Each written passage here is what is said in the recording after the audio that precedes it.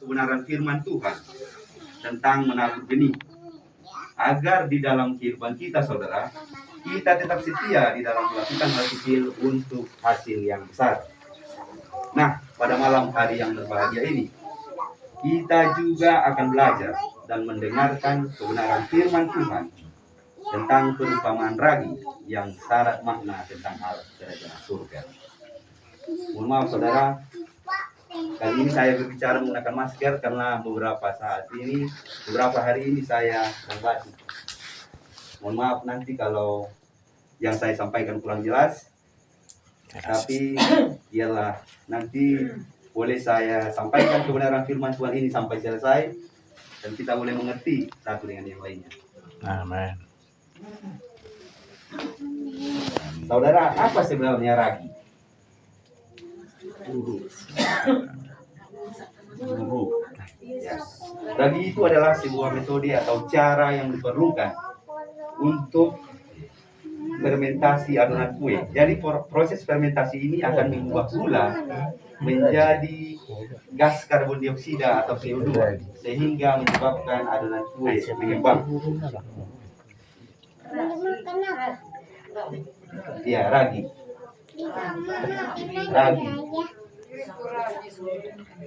Saudara, di dalam mengajar, Tuhan Yesus seringkali menggunakan perumpamaan-perumpamaan untuk memudahkan pendengarnya memahami maksud dan tujuan daripada ajarannya. Dikatakan bahwa hal kerajaan surga itu seumpama ragi yang diambil seorang perempuan dan diadukkan ke dalam tepung terigu 3 sukat sampai khamir seluruhnya. 1 sukat itu, saudara, ukurannya adalah 12 liter. Jadi 3 sukat itu ukurannya adalah 36 liter.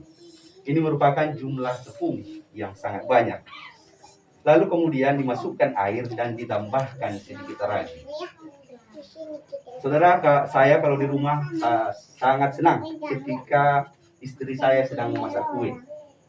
Jadi belakangan ini istri saya sangat senang memasak kue, baik untuk dinikmati di rumah maupun untuk dijual. Jadi istri saya mengambil tepung lalu mencampurnya dengan air, kemudian ditambahkan sedikit ragi, dan kemudian diaduk menjadi sebuah adonan. Kemudian setelah berbentuk adonan, diletakkan di atas meja dan ditutup menggunakan kain. Kemudian ditunggu beberapa menit ataupun beberapa jam, maka adonan itu akan mengembang dan siap untuk dimasak ataupun diolah. Jadi kira-kira seperti itulah caranya ketika orang memasak kue ataupun membuat kue menggunakan ragi. Nah, saudara, lewat perumpamaan ini ada beberapa kebenaran firman Tuhan yang baik sekali yang bisa kita ambil. Kebenaran firman Tuhan yang pertama adalah bahwa warga daripada kerajaan surga itu adalah kita semuanya yang hadir pada malam hari ini. Sebagai orang percaya, kita harus hidup memberi dampak. Bahwa saudara, kita itu harus berdampak di dalam kehidupan kita. Yang dimaksud dengan berdampak itu adalah sama seperti dengan menjadi berkat. Kita seringkali mendengar orang berkata, kamu harus menjadi berkat ya. Kamu harus menjadi berkat. Nah, inilah yang dimaksud dengan hidup berdampak, atau juga sama dengan memberi pengaruh yang positif, atau membawa pengaruh yang positif, atau juga bermanfaat dan juga berguna. Nah, inilah hidup yang dikatakan berdampak.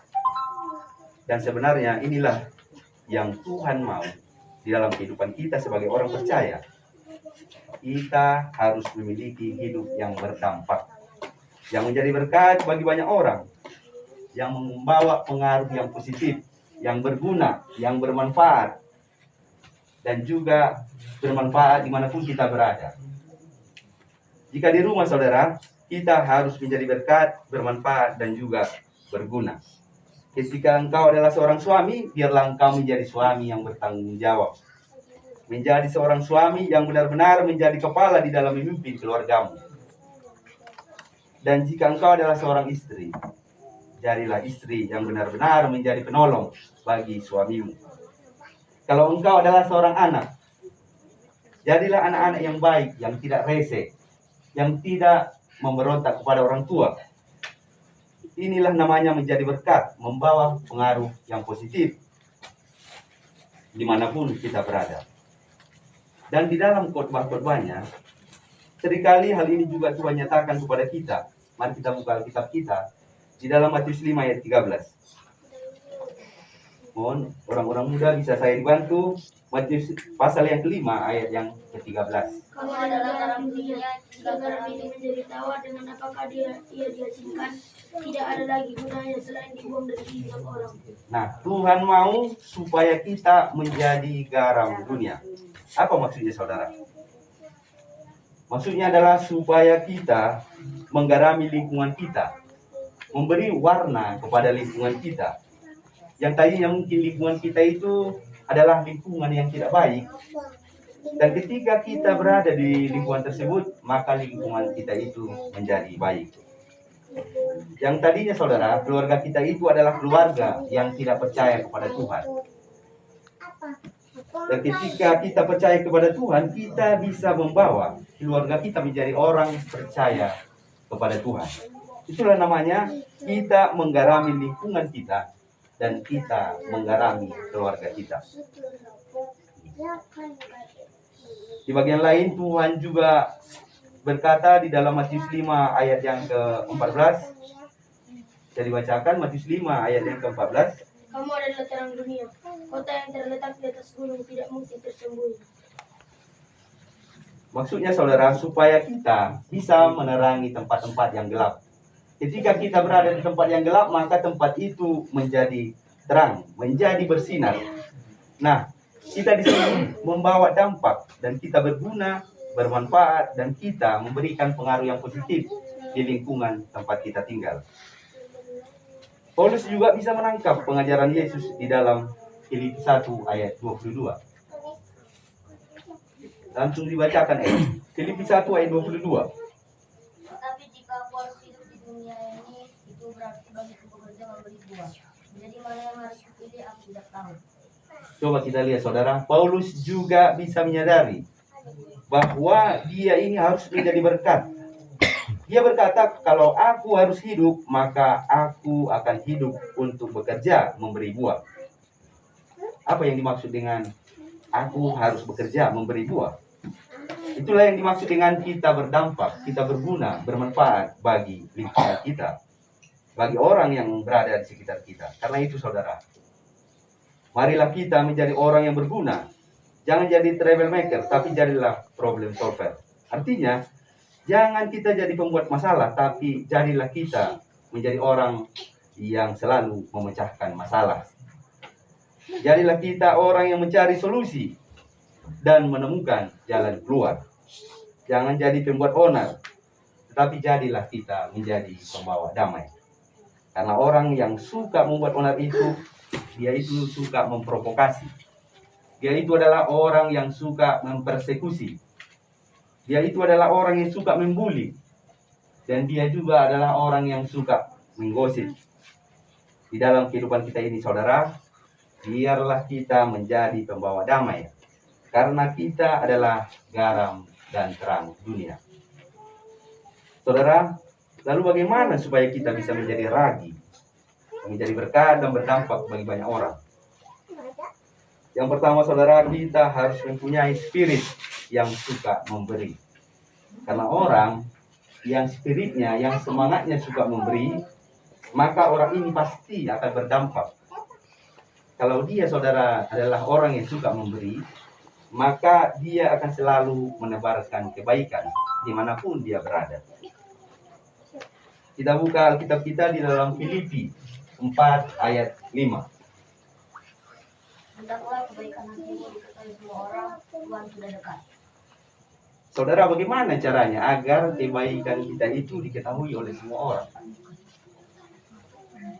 Itu, saudara, akan kelihatan dari tindakan kita, dari perbuatan kita, dari perkataan kita.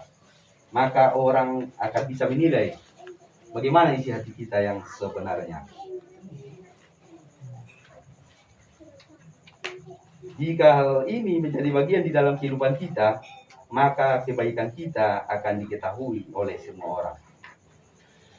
Saudara, kita hanya bisa memberi kebaikan kita itu jika kita mempunyai spirit, jika kita mempunyai semangat untuk memberi.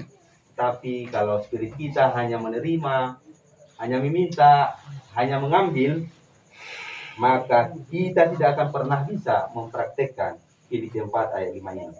Oleh sebab itu, saudara, kita harus bisa mengubah gaya hidup kita. Dari seorang yang suka mengambil, dari seorang yang suka meminta, biarlah kita boleh menjadi orang yang suka memberi. Dengan demikian, maka dan saudara dan saya boleh menjadi ragi di dalam kerajaan surga.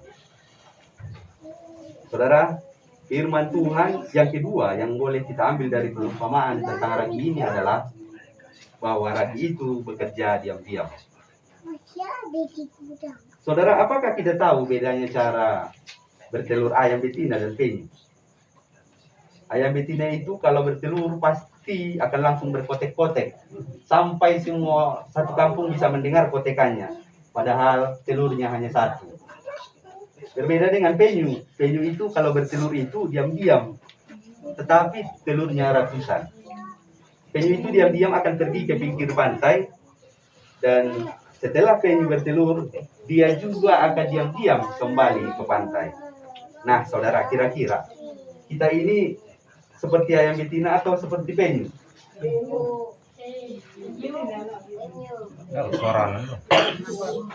Kita ini seperti ayam betina atau seperti penyu? Harus seperti ayam betina. Kalau belum kayak itu, Saya betina. kalau diketahui orang lain, Tidak mencari lawan. Kalau ayam jantan mencari lawan. Iya. Kegabaran itu disimpan di hati. Baik. Nah, saudara, kita harus belajar menjadi orang Kristen yang punya karya nyata, yang hasilnya nyata, tidak banyak ngomong, ya tidak berkoar-koar, dan hanya orang yang rendah hati yang bisa seperti itu. Apakah kita semua yang hadir di sini memiliki rendah hati? Ya, terima kasih. Dan yang terakhir, saudara, pelajaran ini sangat singkat ya, sudah saya singkatkan. Kita jangan hanya mengejar status. Saat ini orang hanya mengejar status supaya statusnya tinggi dan menghalalkan segala cara untuk mempunyai status yang tinggi. Perlu kita ketahui, saudara, bahwa status itu tidak penting di hadapan Tuhan. Status itu hanya penting di hadapan manusia saat ini. Oleh karena itu, saudara, walaupun ukuran kita saat ini kecil seperti ragi di mata manusia, tetapi kita besar dan dahsyat di mata Tuhan. Amin, saudara. Amin. Jadilah ragi yang walaupun kecil dan tidak terpandang, tetapi bisa dipakai untuk menjadi berkat bagi banyak orang. Jadi, saudara, demikianlah kebenaran firman Tuhan yang singkat yang boleh saya bagikan pada malam hari ini. Kiranya Tuhan memberkati kita sekarang dan sampai Maranatha. Amin. Amin. Salut.